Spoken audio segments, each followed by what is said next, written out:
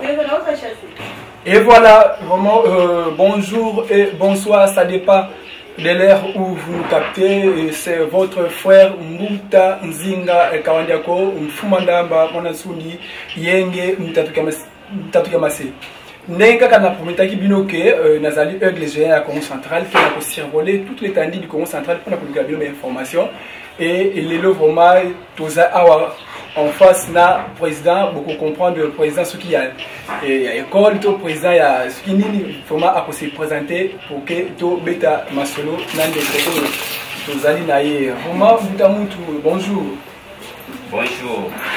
Meta muta okoki ko se présenter pa bandeko o bazo ko landa biso parce que baza vraiment bien bazo baté nani oyo Mutanzinga ayambi tel que culture Congo la mingi avant aux paroles on se présenter ya mwana tiki yo liboso ya bandeko na biso on se présenter pour que to beta masolo o bandeko baza pour ça ya koyoka. Bon, merci Mutanzinga tellement pour la parole. Ngai naza liboso na bino ya kamera. Kombo na ngai Lukeba Ngoma. Nazali Mukongo. Clan na ngai nazali Mfumu Nsundi mwana nanga. Ndenge biso ba Congo comme habitué avant que la parole il faut se présenter. À part ça nazali président cadre na kati ya association Twenya Zakinsel. C'est ça. Vraiment bandeko na biso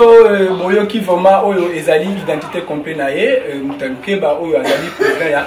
Twenya Zakinsel donc NK Asbel. Muta vraiment tokene vraiment na lombango parce que ngai nazo kumuna NK Asbel nazo comprendre NK Asbel ezali nini ezali vraiment nini expérience ba muta basé parce que vraiment ezali parmi ya ba photo oyo so kutamla na ba réseaux sociaux bazo koma NK Asbel ezali nini. Voilà, merci pour la motuna Mutanzinga. NK ezali brevation ya Twenya Zakinsel. Ntwenya na biso ba Congo oza mu Congo me photo clerisina ba mususu ta mususu zali koko sona ba Frank. Ntwenya elakisi ke ntoko matoko ye zindumbu. Tosali lisanga ya bayaya ya babakala. Yango ya jeunesse ba bengi na Kikongo Ntwenya. Kinsemi wana ezana plusieurs définitions na biso ba Congo. Kinsemi cela veut dire c'est la création, créativité.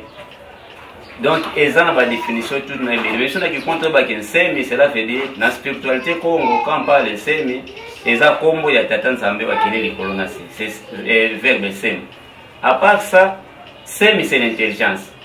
Le temps où sali et l'eau, to biso ne trouvé qu'un toit dans un semi, ils allaient le lengue, ils allaient le loba, les sanga yaba Congo o ibinenge ba telemi. On a pour bakisa eloko moko ya sika to ko créer eloko moko ya sika c'est ça nous la scène à part ça question on est ya kapé mingi par rapport pourquoi semi boza ko lobela mingi mwanda semi ou comment non oui ou non parce que to ko pe ko lobela mwanda semi pourquoi tant que lobela né selon le Congo c'est on voit monsieur quand lobela mwanda c'est l'esprit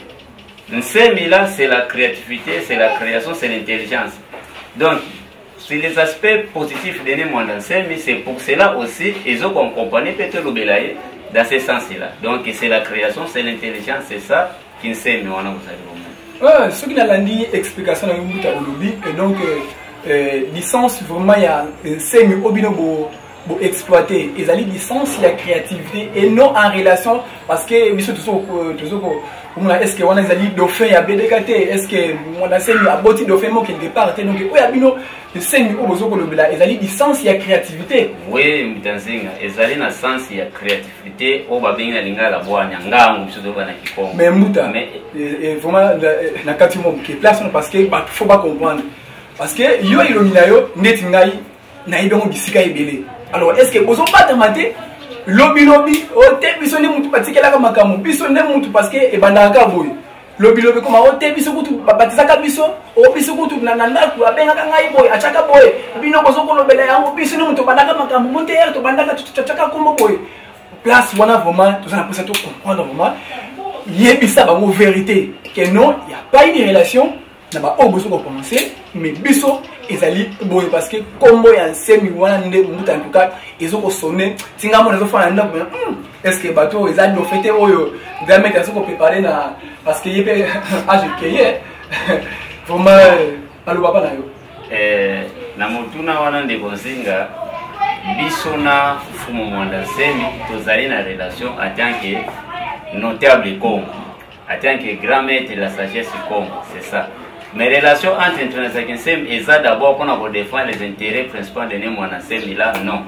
Donc tout ça dans Nsemi il y a créativité, Nsemi il y a intelligence, c'est ça. Mais ce qui est relation que Zalaka bazoloba ke Mwana Nsemi par rapport bazoloba Nsemi Mwana par rapport ya Bwanya, c'est l'homme intelligent. C'est ça, biso pe tozo ko incarner na même Congo ezali ko bali sa biso. Mais tozali ba ennemité atteint que notre grand maître, mais par rapport il y a mouvement na biso to association Ntwena Nsemi ezali à part na mouvement oyo grand maître ni Mwana Nsemi azali ko kama. Mais tozali eloko moko par rapport biso na ba Congo bazali ba notable na biso Congo to leader Congo. C'est ça. Vraiment bozui réponse parce que ezali ba question oyo bozo ko tubo bozo ko bien ngai bon ezali dérangement te ezali vraiment ba question ya malamu oyo bana ko tuna et question na bino ekomi donc biso ne ba question et yende ba réponse donc la réponse na yena ko baksa te pe na ko longola te parce que bozali ba vif témoin il y a réponse oyo mbuta auti ko pesa donc etoko kene mamu vraiment na ba série ya ba question na biso mbuta alors objectif ya Ntwena Nsemi pourquoi osala ki yango pour la nini, na avantage nini, pourquoi vraiment inspiration na eyaki pe eyaki ndenge nini ba beta kiyo bakanga kiyo est-ce que ndoto po bino ba Congo to biso ba Congo j'ai pas dit bino te mais quand même encore ezali ngai journaliste na soko poser donc na proposer le nengwana bino ba Congo biso to banga bino po bino bo bima ba phénomène indica bo bima ba phénomène ya ba ce qui ici bimisa tout on fumba bimisa na indépendance parce que ba histoire ba yebi le 4 janvier ndenge lekela bino ba Congo boza ba moko boye vraiment très compliqué yebi ça biso na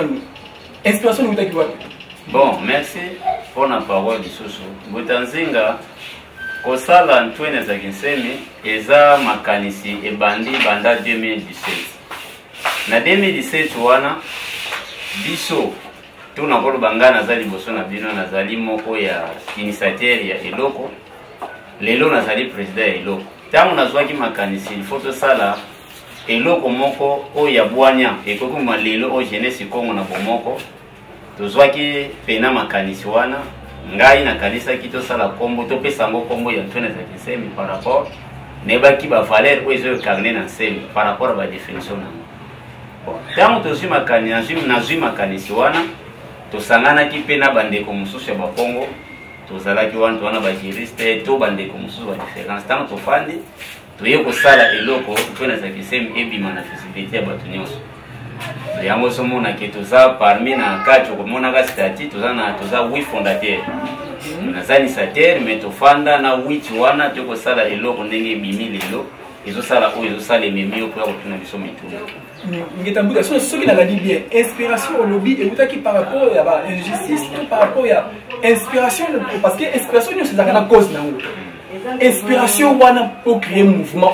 parce que le lobby association non association ils allaient pour là-bas des défense ya makabele autre monde na mboka ba mboka biso surtout na mboka autre zali ba injustice les kaka mingi alors ya mona biso source ya inspiration pour créer oui makanisi yaki na ngo nengo lobby bo fani bo makanisi mais makanisi wana ebutaki na dans les médiantés et pour qui comme ça face aux injustices et pour qui comme ça face peut-être na ba biloko moko bo oyo mona kike aba fallait etambola boni ana yango nzela nini o esengeli na kokita donc tout ça pour ça ya source parce que parce qu'on ne faut pas comprendre parce que mbuta oiza ba fantine te donc place to chama pour les ba fantine te ba esengeli ba comprendre inspiration et utaki wapi atanki Congo zali parce que ba Congo bino to biso Bwanya izaka makasi mingi côté na lobi inspiration utaki place bon inspiration na sens ali boto na biso ba Congo to lobi ngango ibutuka nga kwa muntu awonso donc Bwanya oyo ebutama na biso nyonso par rapport ya nini biso tozali génération oyo to ebotami déjà na kati ya ba institution be na kati ya biso ba Congo na temps oyo biso to botami toyokuta déjà Congo oyo ya biso eza na kati ya kinkoli koto benki wa esclavagisme donc vers de injustice auto monaki bon c'est ça aux mona to to belango eza na deux faces spirituelle et physique par rapport spiritualité oyo epesi bwanya ngai nazwa likanisi wana physique par rapport ya oyo biso tomonaki parce que lelo oyo eloko monini toye naye komona na biso bakongo okomona ke bakongo ebele tozali kodefendre bavaleur oyo ezali ya biso te bakongo ebele azali koyeba valeur na ye mais azokondima koteka mabele oyo ya ye par rapport ya baengin politique to po ye azwa mbongo c'est ça mouvement oyo pana nga ndeko nzinga na oyebisa yo zwango na image c'est la deuxième abako oyo etelemi na kati ya Congo central ezali bongo donc par rapport ya bainjustice donc entre na France spiritualité physiquement epesi bwanya wana eloko oyo etelemi mais ndenge tozali kokende j'espère Mutanzinga oza na kati ya terrain ozokomona tozali kosala motuna nde eza epa na yo donc eza na deux façons d'expliquer. Vraiment un grand merci vraiment na président Luke Bandenge awuti ko yanola vraiment bandeko bino bozo kubenga benga bozo zwa ba réponse na bino. J'espère après qu'on a na émission oyo ba question miki mikana oyo bana kutumisa bino esi botondi déjà ndenge président azoko pesa bino bilei oyo esengeli. Vraiment merci président na réponse oyo vraiment parmi ba inspiration to par rapport à ba cause oyo etinaki toko mana niveau oyo to komi ilelo en tout cas pas ngai nazoko pesa vraiment 1000 chances vraiment deuxième abako vraiment tika etelema parce que trop c'est trop. Alors président objectif principal na bino objectif principal na bino ezali nini parce que nazomona oui ba tous les ebele ba ko faisait ebele mais occupé ko yanola bango parce que les na ba tous bazo comprendre est-ce que wana za boxer est-ce que karatéka parce que bino tout beta makofi karatéka pe likofi boxer pe likofi mais par rapport à style mutu folo ba style na ye donc vraiment parole principale ezali nini. Voilà toi nazaki semi ezali association oyo ya esangisi ba Congo ya toutes catégories confondues par rapport à la religion. Et tu as un objectif ezali lokola oyo. Tu as un ezali kosangisa d'abord ba Congo nyonso ya Congo central. Tous les différents religieux. Tu as un ezali wana po na kosangisa ba Congo nyonso bazana tout espace culturel Congo. Bandeko bazali na Gabon, Angola, bazali na Brazza et TP na Baïti, tout l'espace culturel du Congo existe, place bamingo bazali. Donc après pour réussir na kati ya biso Congo central, toi ça qui sembi objectif ezali ko planter yango partout où ezali qui place l'espace culturel du Congo ezali et puis to ko kende pe na niveau ya libanda place nyonso ba Congo bazali ko sangana ko la représentation libanda. Donc toi ça qui sembi par rapport à ba valeur nango tunazaki semi ezali koluka kolite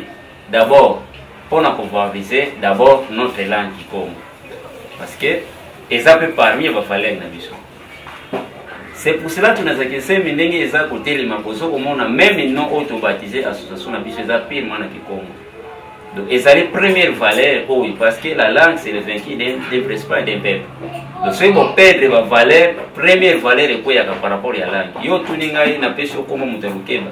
Bande bazali olanda libanda mboka bazo comprendre que lukeba na munoko na bango eza pire ma ba Congo au qualifier mungala te muluba te. Donc c'est pour cela que tozo pesa d'abord première nécessité na mcheza na ba valeur par rapport à la langue.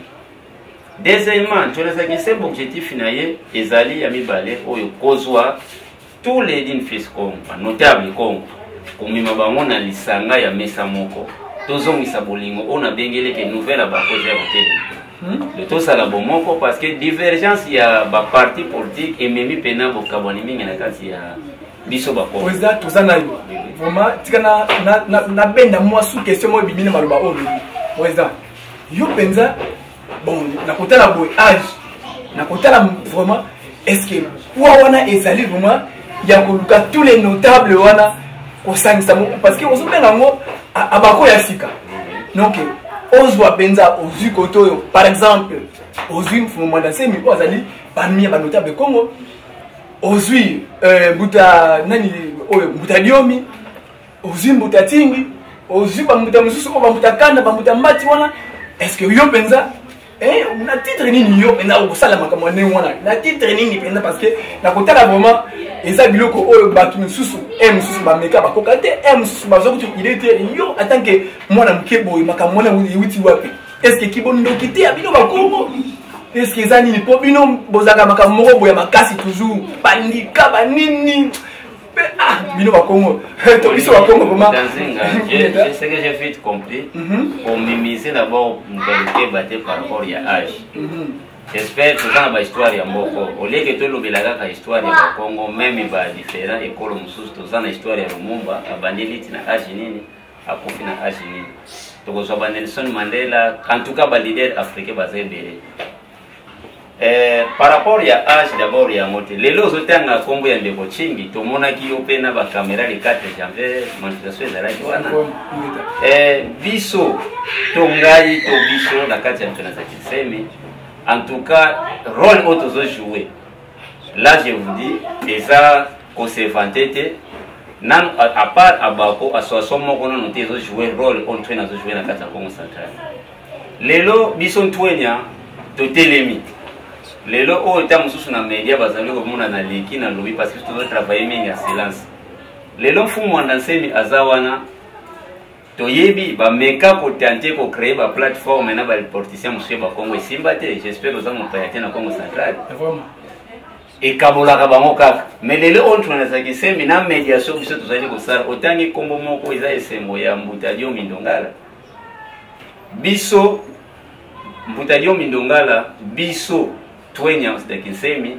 tozali na relation toke koyebisa eke Mbutadio Mindongala to biso ba Congo to lembi pour soutenir bino na ba divergence na nuni ya bokabwani biso to sengi biso ba Congo ba Congo pour to soutenir bino lisusu to yoka ke bosali plateforme ba Congo bino siboza la eloko moko o bino bolobili ko lobiso to lobi na se ya onde message boza na Congo central Dio Mindongala fumu Dio Mindongala yoka ki maloba na biso e pesa ke nguya ki no solo makanchi wana pa fumu ya seni biso to moni fumu chingi o jensingi na même objectif wana lelo soki peut-être eza secret mengana oyebisa yo entre déjà triangle eza wana fumu chingi Dio Mindongala ne mwana fumu anda semi biso to zana kati ya mediation wana de soko tali âge mamuto zo sala en tout cas eza âge na biso te mais toujours réussir d'ici là to kobengi so susu komona notable comme Mbutamuntu Diom Mbutamuntu Bachimbata Mbutamuntu Puela okomona pe ba notable belé o biso to kende ko local suba ko côté de d'ici là je vous assure plateforme ba Congo ezali ko telema et puis oyo nazebisa o akotrahir na kata plateforme wana okomona so on parce que d'ici là okomona ba kaye de charge social ma deux ans so mo côté lelo o eresira eloko wana à part abako sentwena za kinse donc fumu Dio Mindongala ezanda kuna biso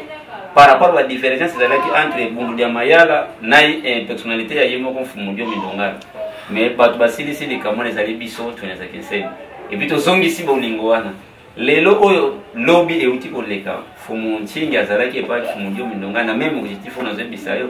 do biso tozali ko jouer rôle wana de d'ici là to kokita tina kati ya Congo central ba notable on souhaite que bango balinga kusangana te pona intérêt bango personnel en tout cas je vous essaie tout le monde dans une même table c'est ça la rôle de tunazakiseni donc soko lobeli âge ndeko nangai en tout cas kokanisa mingi bongo te tozoli ko sala musala makasi to balobi na Kikongo baleki basika ngomba mute balenda kina donc en tout cas ba mikolo bazobi d'ici là to komona biso na fumu andanse miso qui presse kozala mona auto donc jusque là tozoko liteka pona eloko wana après cela biso kaka ntwena na rôle tozali ko jouer to kozwa ba différents associations musu to kofana et puis okomona ndenge ba Congo to kozana niveau ya se ba mouvement citoyen moko ko sangisa biso et puis na likolo plateforme moko en différent d'abord et ba parti politique vraiment ba muta en tout cas bozoko lana alobi agité mais mutu parce que la sagesse Congo nous enseigne que bana babeta ka pe munda baleki pe babeta ka munda mikolo pe babina kana bango malgré danse ya ba mikolo pour comprendre ngo faut à la doyer mais en tout cas babina quand même parce que baningisa kamitu vraiment alors vraiment esengo ezali makasi komona vraiment ba jeune ya boye vraiment soki biso nyonso to komina ba vision ya boye en tout cas toko kende liboso alors Mbutamuntu président vraiment okoyebisa biso vraiment position na bino ezali ndenge nini face ya ba enjeu politique ali parce que toujours komona vraiment union sacrée kala minité bato nango kala minité ngo comme déjà on va bien ce qui na bosani terre voilà on va oui donc la minute de avion nango elingo qui est déjà dans l'aéroport alors bino position za nini face ya Union Sacrée Mukonza Mboka vraiment idée chère à monsieur Tshilombo vraiment parce que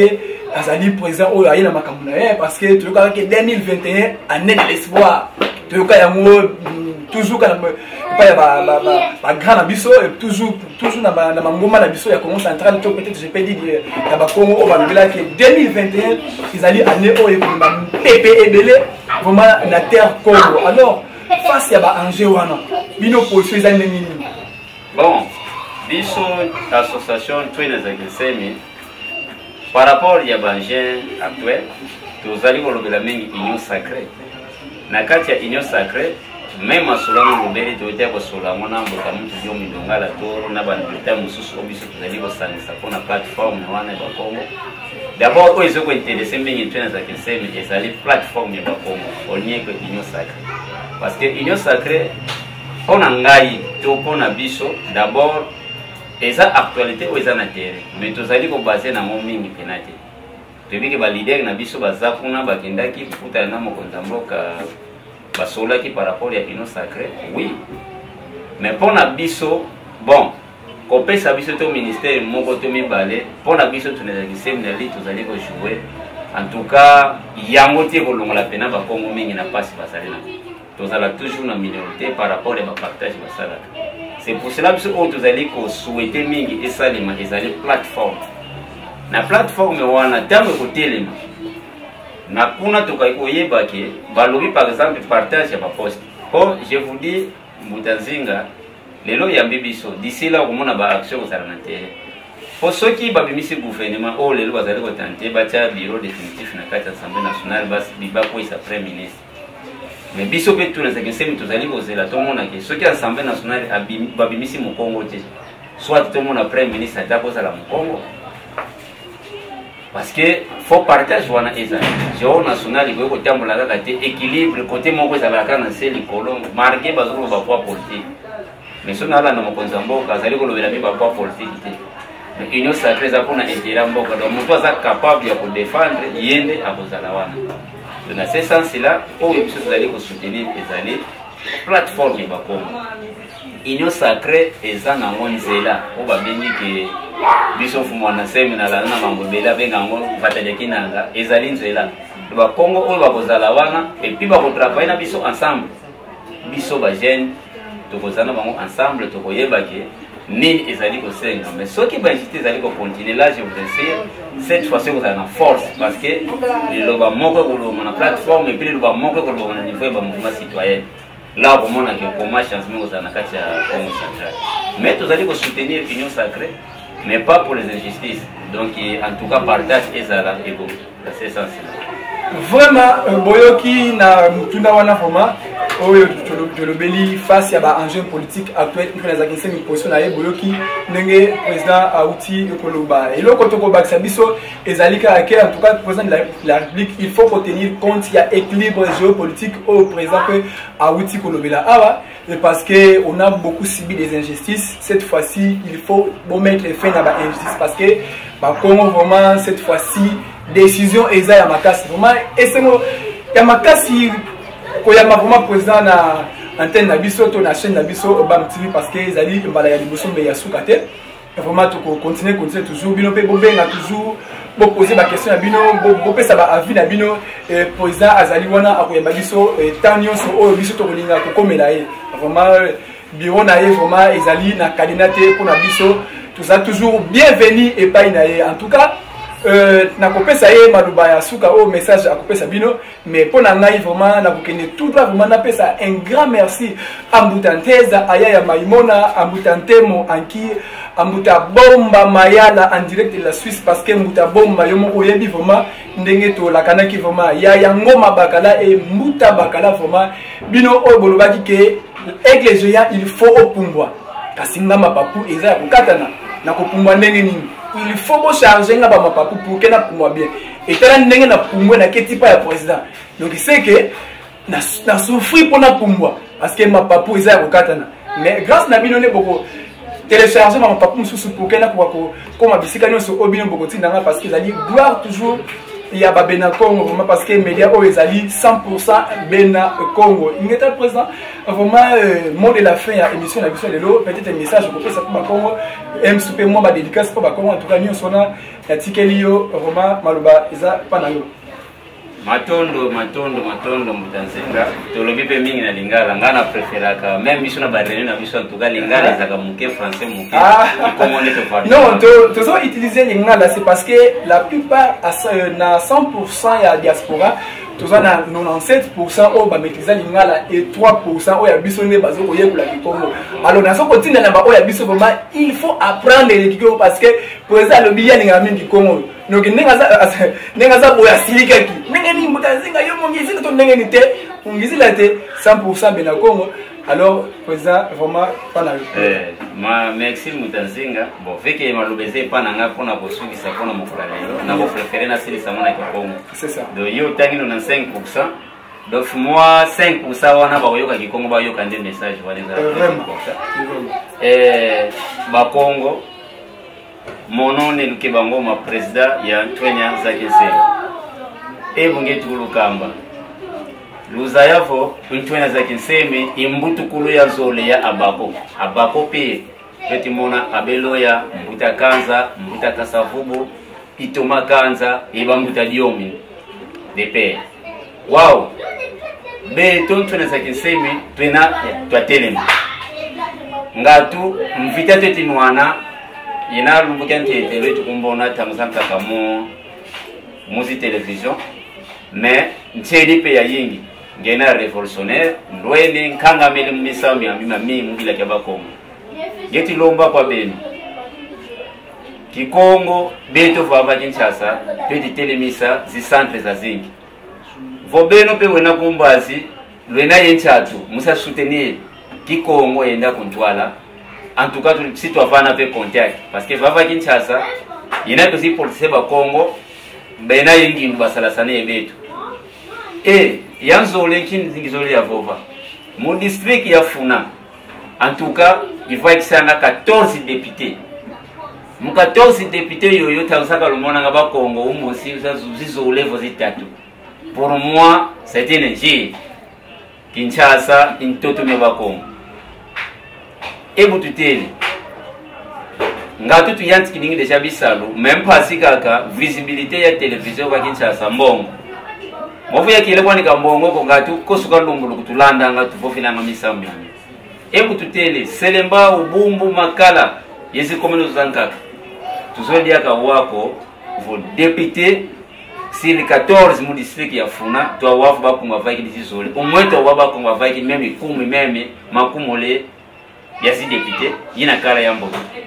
donc mvite otetinwana tweti sala sitrake tweti sito sala vanga boso bifutika sito amwangisa mukinshasa mbinda mbya bya Kinshasa musunga kwa bakongo vote vaiki si député za zingi zina kutufana pe ngolo mbaka gouverneur fa Kinshasa et bof to be to vaiki ba député za zingi na kutufana pe ngolo un jour mubaka muvaiki sa premier ministre kaina kala ka si le gampo obeto ba Congo tete lomba ministère mais poids politique aussi compte donc beno ba Congo na va Kinshasa yebeto siège ya beto ntona za Kinsemena entre Bambole Petit Pont avenue Luka siège na vana ibembe mosi na vana docteur Lwemba mukati koko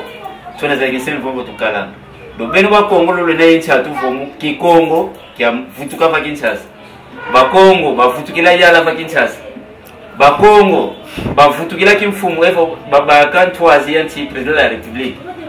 il faut venir adhérer vite moi 60 les Kinsemi à 60 les Kinsemi yina mo objectif za zingi zozeti nata ba Congo benda mu kimfumu kabetu ko tete nwana to kala simfumu beto nseto tisalila ba umbuta zetu sozo za zi député et vous avez notable Congo ba kala muntu mosi kilifo to vai kisape mfumu donc 2023 je vous essaie ba Congo 80 chatu commencer à soutenir les bateaux au Kabila ma Congo le mobetu ba Congo plateforme yo musi la tuna vai kisa ngatu ntama misamu mayantika mais mama vuli ntama vena mu 2021 ina zimbi kudolo donc c'est ça où tu mona pour tuna za Kinsema mobetu vanga beti yutambula mu yaki ya kwa zimfumu marié notre âge donc yawo ya kilencha ngwe ya nchuka contact yena vozole wa baka biro tunaweza kisemi yena boso mvovele avenue Luka nombre lenda kutubaki la de numéro wa bero na kumbazi parce que abia d'ici là tunaweza kisemi ziza installer zi bureau za mu niveau ya diaspora bana kala zi representativité mkwabetu ale mundi ule vozole kutubaka ofo biuvu efo ngindu pe na kala sala sene beto muza ngula kikongo efo lusasu ka Kongo. Numéro yena 084 plus 243 oui plus 243 084 31 40 800 et ya WhatsApp yena 090 plus 243 90 matondo mbuta plus 243 90 36 236 38 278 donc Orange yena 084 31 40 800 officiel 090 36 38 273 en tout cas yawe ya kile nchango ya nsuka kwa vraiment mutanda bantu en tout cas bozui message de la fin pour la émission lelo et pas ya président vraiment pour na biso to tifika vraiment bye bye.